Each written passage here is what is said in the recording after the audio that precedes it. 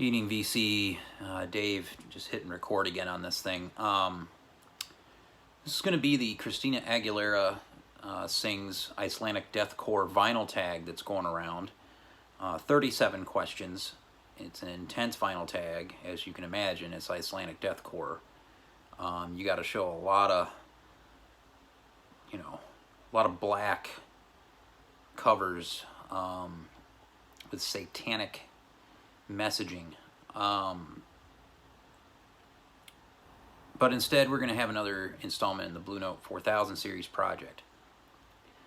And this particular record, to me, is one that is a result of where Blue Note was at the time in relation to the music industry.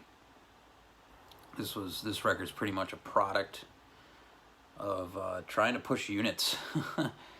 And that record is Lee Morgan, the Rump Roller. This is 4199 in the catalog, as far as the catalog number is concerned. A record recorded by Rudy Van Gelder in 2 sessions in April of '65, released in early '66, I believe in mid-January.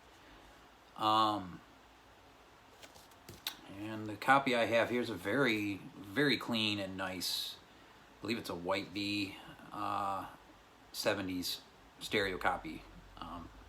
Fantastic. So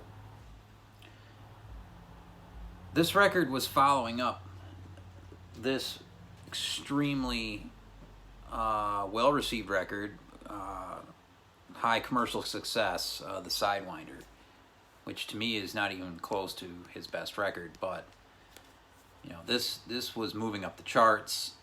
This probably is one of the records that saved Blue Note from bankruptcy. So when Lee recorded this record in '64, Search for the New Land, which was moving in a whole new direction for the artist musically. This is where the artist wanted to go. This is what Lee wanted to do. And this was shelved for 2 years plus, I think. It came out after the Rump Roller, but because it's 4169 catalog number, it kept its original catalog number based on being recorded in '64. This has already been shown in the series, but it's interesting. This record came out prior because it's a hard bop record, the Rump Roller.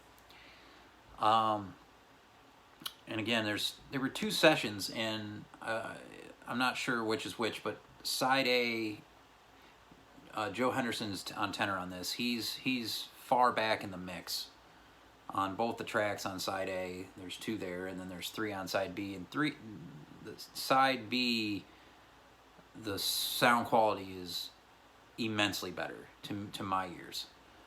So I think that was probably the second session, and just a better recording. On the first side, Joe Henderson sounds like he's on the other side of the George Washington Bridge, for God's sakes. But Rudy Van Gelder wasn't perfect. He was, one of the greatest, but not every record's a full-on home run. This is not one of the records I go to often for Lee Morgan, but I will say this record grows on you, especially because of the B-side. And the Sidewinder, huge success.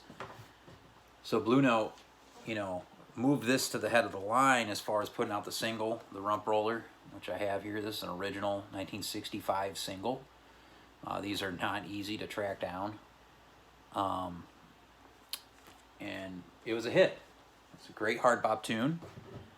The lineup for this record is Lee Morgan on trumpet, of course, Joe Henderson on tenor, as I mentioned, Ronnie Matthews on piano, Victor Sproles bass. I haven't talked a lot about Victor Sproles. He's fantastic throughout this. Billy Higgins on the drums. Really solid lineup. And it starts off with an Andrew Hill composition the title track, the Rump Roller, and it's a recognizable tune, as is Desert Moonlight, the second song on side A. Rump Roller's solid hard bop, and Lee's playing is great. Ronnie Matthews has a good solo. Victor Sproles catches your ear right away. His playing is distinct.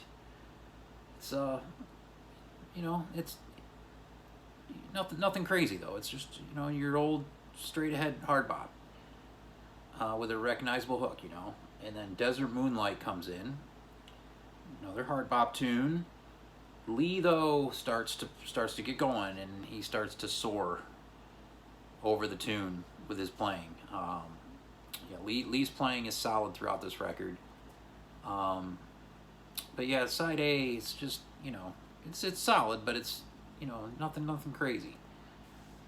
Moved to side B, and everything just came together. Side B is absolutely phenomenal on this record, and like I said, this is one that's grown on me because of side B. Eclipso, that opens, is a Lee Morgan written tune, as was Desert Moonlight. And it's like this bossa nova feel at the start, into some calypso type stuff, but then it gets into bop, gets that hard bop thing going. But every single musician in this song shines. It as a cohesive unit. It's amazing.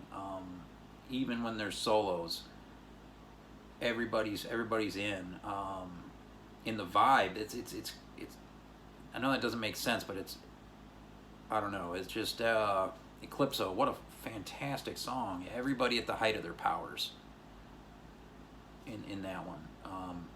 And then you move to Etta, a Wayne Shorter written tune, and my favorite on the record, all kinds of groove. I mean, they lay down a hell of a groove. Sproles and Higgins. Ronnie Matthews' style is that of McCoy Tyner. Really shines on that track, Ronnie Matthews. He's had his moments throughout the record so far leading up to Etta, but Etta, he is just all over it. Fantastic. Joe Henderson's playing on side B is more up front. Beautiful tone. Lee is on point throughout side B, whereas in side A, Joe Henderson, again, he's on the other side of the world.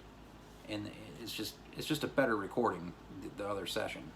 And then it closes with a song written by Rudy Stevenson, The Lady, that's, of course, dedicated to this fine woman, Billie Holiday. This particular copy's a nice original 6i. I pulled out a repo for less than $10. It was like maybe 6. It was cheaper than hell. Might have been 8. But it's a ballad, but it's played just fantastic by this group. The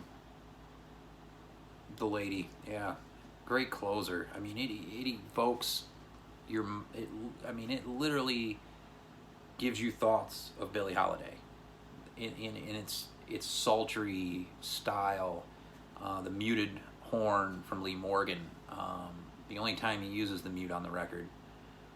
He was really good at using it. So yeah, again, this is a record that got moved up ahead of Search for the New Land to sell units, and side 1 was to sell the units, but side 2 is where it's at. Absolutely fantastic. Again, one that grows on you. Blue Note 4199, Lee Morgan, the Rump Roller. Hope you're all well out there. Peace.